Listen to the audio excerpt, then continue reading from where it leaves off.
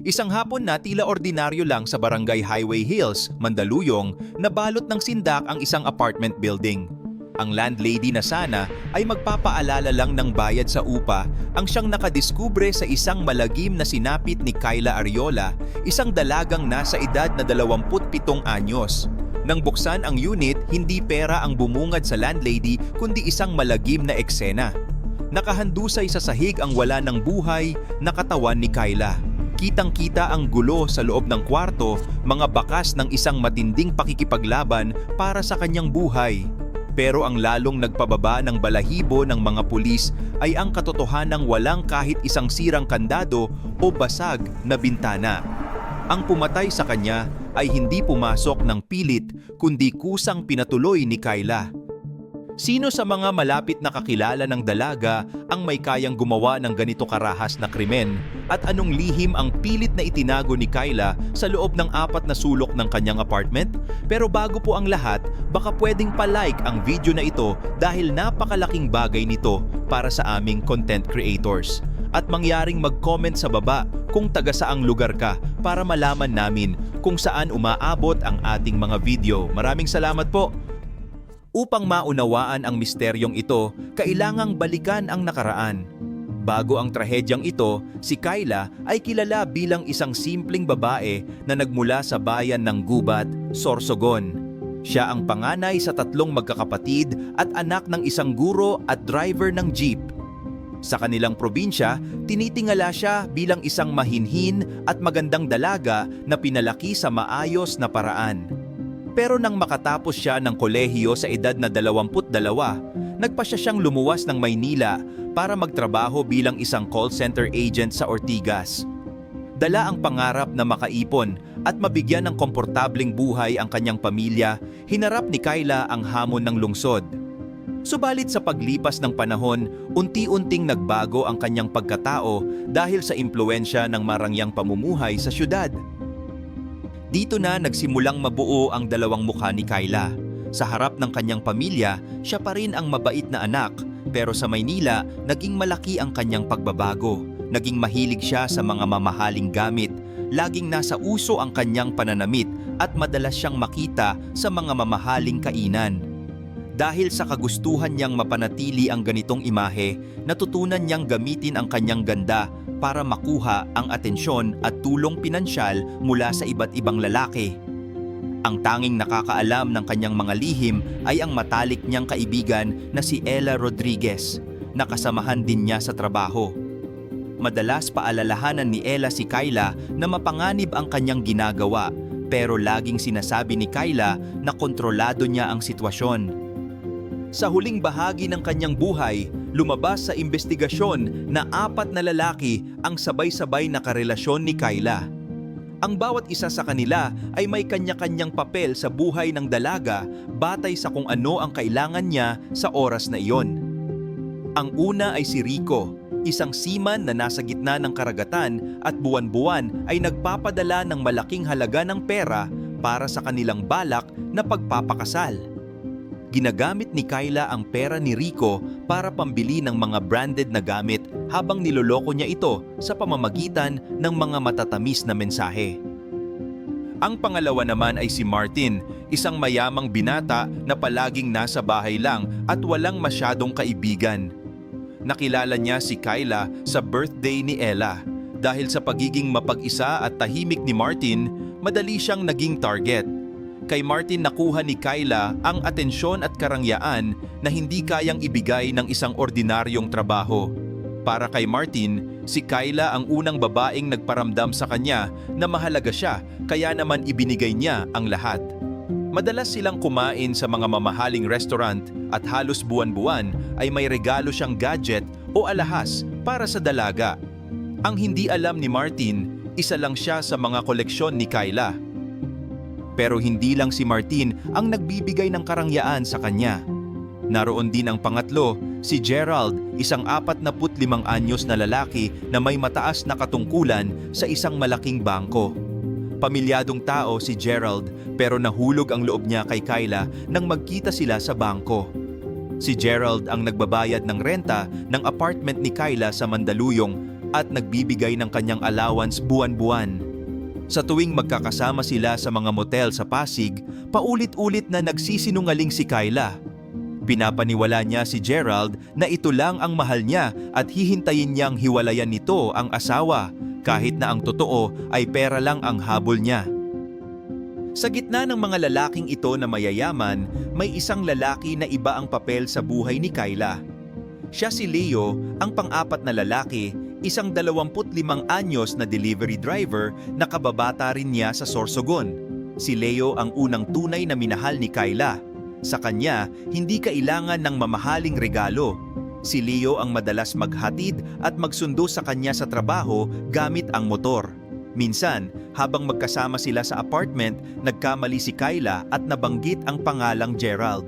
Nagtaka si Leo at nagtanong kung sino iyon, pero dahil sanay na sa pagpapalusot, nauto ni Kyla si Leo at naniwala ito sa mga sinabi niya. Habang tinitingnan ng mga pulis ang mga mensahe sa cellphone ni Kyla, isa-isang lumabas ang mga ebidensyang ito ng kanyang pakikipaglaro sa apoy.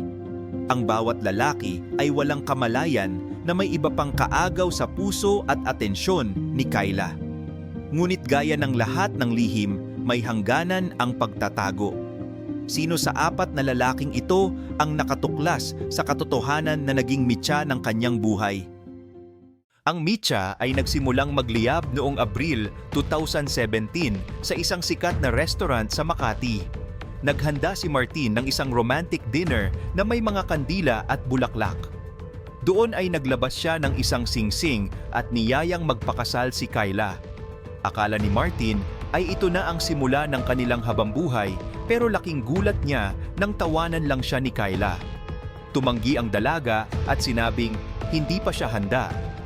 Sa mga sandaling iyon, nakita sa mga mata ni Martin ang labis na sakit at tila may nabuong galit dahil sa pangungutya ni Kyla. Kinabukasan, ikinuwento pa ito ni Kyla kay Ella na parang isang biro lang. Tinawag pa niyang mahina at madaling paikutin si Martin. Simula noon, naging mailap si Martin. Hindi na siya tumatawag, pero may mga napapansin ang mga kapitbahay na isang lalaking laging nakatambay sa labas ng apartment ni Kyla tuwing gabi. Hindi ito lumalapit, nakatingin lang sa bintana ng dalaga. Sa kabila nito, hindi natakot si Kyla at itinuloy pa rin ang pakikipagkita kay Gerald at Leo.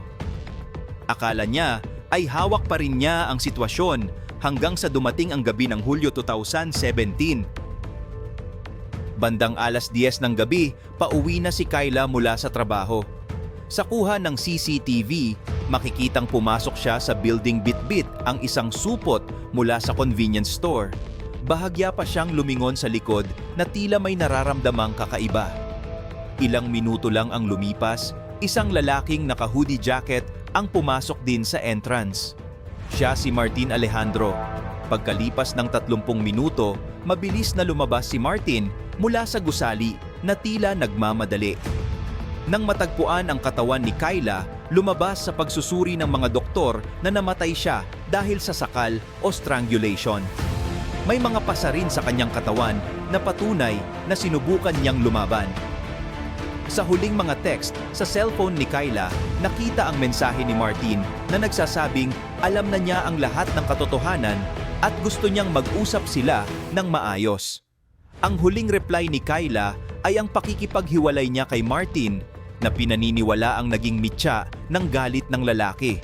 Agad na pinuntahan ng mga pulis ang bahay ni Martin para arestuhin siya pero wala na doon ang suspek. Matapos ang naganap na krimen, mabilis na kumilos ang mga pulis para tugisin si Martin Alejandro. Ayon sa mga kapitbahay ni Martin, nakita nilang nagmamadali itong umalis ng kanyang bahay, sakay ng isang kotse at may dalang malaking bag.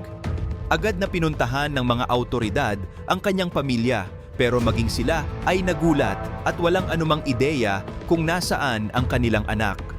Habang patuloy ang paghahanap kay Martin, ipinatawag ng pulisya ang pinakamalapit na kaibigan ni Kyla na si Ella Rodriguez para magbigay ng kanyang pahayag. Siya kasi ang huling taong nakasama ng biktima ilang araw bago mangyari ang insidente. Noong una ay halatang nag-aalangan si Ella na magsalita, pero dahil sa bigat ng kanyang konsensya at sa tindi ng presyon mula sa mga investigador, unti-unting lumabas ang mas malalim at mas madilim na katotohanan sa likod ng trahedyang ito. Inamin ni Ella na matagal na niyang alam ang lahat ng sikreto ni Kyla. Alam niya ang tungkol sa 4 na lalaki, ang mga sunod-sunod na kasinungalingan, at ang paraan kung paano ginagamit ni Kyla ang bawat isa sa kanila para sa sarili niyang kapakanan.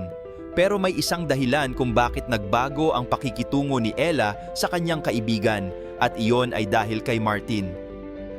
Dito nabunyag na matagal na palang may lihim na pagtingin si Ella kay Martin. Nang marinig niya kung paano pagtawanan at laitin ni Kyla si Martin matapos nitong tumanggi sa alok na kasal, hindi na nakapagpigil si Ella. Dahil sa tindi ng selos at sama ng loob para sa lalaking mahal niya, si Ella mismo ang nagpadala ng mga ebidensya kay Martin. Siya ang nagsabi kay Martin na niloloko lang siya ni Kyla at may iba pa itong mga karelasyon. Hindi inakala ni Ella na ang kanyang pagtatapat ay magiging mitya ng isang malagim na kamatayan. Sinubukan pa niyang tawagan si Kyla noong gabing iyon para magkausap sila, pero hindi na sumagot ang kaibigan hanggang sa mabalitaan na lang niya ang nangyari kinabukasan. Nang kumalat ang balita ng pagkamatay ni Kyla, tila gumuho rin ang mundo ng iba pa niyang mga karelasyon. Si Rico, na nasa gitna pa noon ng karagatan, ay hindi makapaniwala na ang babaeng balak niyang pakasalan ay may ganitong uri ng buhay. Si Gerald naman, dahil sa takot na malaman ng kanyang asawa at pamilya ang kanyang ginawa, ay agad na naglabas ng pahayag na matagal na silang walang ugnayan ni Kyla. Ang pinakaapektado sa lahat ay si Leo, ang kababata ni Kyla. Siya mismo ang tumulong para maiuwi ang labi ng dalaga pabalik sa Sorsogon, dala ang sakit na ang babaeng minahal niya ay namuhay sa gitna ng maraming kasinungalingan. Hanggang sa kasalukuyan, hindi na natagpuan si Martin Alejandro. May mga impormasyon na lumabas na nakalabas na siya ng bansa bago pa man makapagpalabas ng utos ang korte para pigilan siya. Sa huling tala ng mga pulis, lumalabas na si Kyla ay naging biktima ng galit ng isang lalaki, pero naging biktima rin siya ng mga maling desisyon na siya mismo ang gumawa. Ang dalagang dati ay tinitingala bilang isang mahinhin at huwarang anak sa kanilang probinsya ay may itinatago palang ibang pagkatao na nagdala sa kanya sa kapahamakan. Ang kwento ni Kyla Arreola ay isang mabigat na paalala sa ating lahat. Ang kagandahan at talino ay hindi sapat kung gagamitin natin ito para manapak ng damdamin ng ibang tao. Sa mundong ito, marami ang gustong guminhawa ang buhay, pero hindi dapat ito makuha sa pamamagitan ng panlilinlang. Ang panandali ang saya na galing sa pagsisinungaling ay laging may kaakibat na kapalit at kaparusahan sa huli.